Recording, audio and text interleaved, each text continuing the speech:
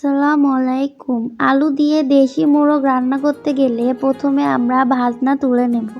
এর জন্য প্রথমে আমরা তেল নিয়ে নিলাম। তেলের মধ্যে পেঁয়াজ, তেজপাতা দিয়ে পরিমাণ মতো জিরা দিয়ে পেঁয়াজটা নাড়তে থাকলাম যতক্ষণ না লাল হবে ততক্ষণ পর্যন্ত।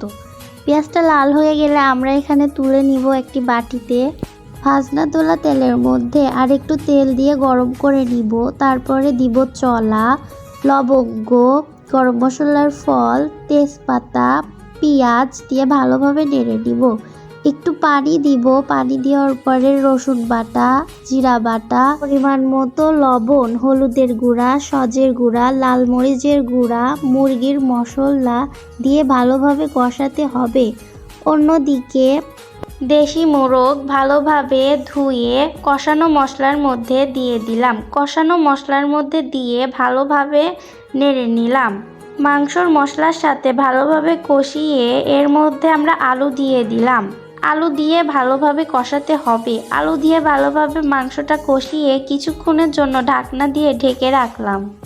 বেশ কিছুক্ষণ পর আমরা ঢাকনা দিয়ে ঢেকে রাখা মাংস ভালোভাবে নেড়ে দিলাম। অন্যদিকে ভাজনার মধ্যে আমরা গরম মশলার ফল দিয়ে দিলাম।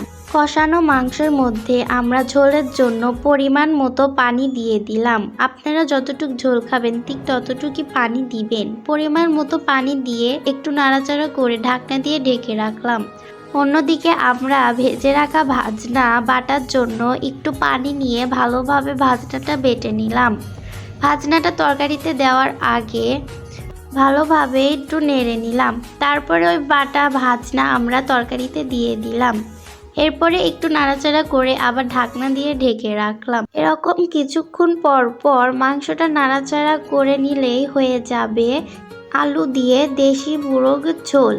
তো এরকম নতুন নতুন ভিডিও পেতে আমাদের চ্যানেলটিতে লাইক, কমেন্ট, শেয়ার করে পাশে থাকুন আর ফলো করতে ভুলবেন না। ধন্যবাদ।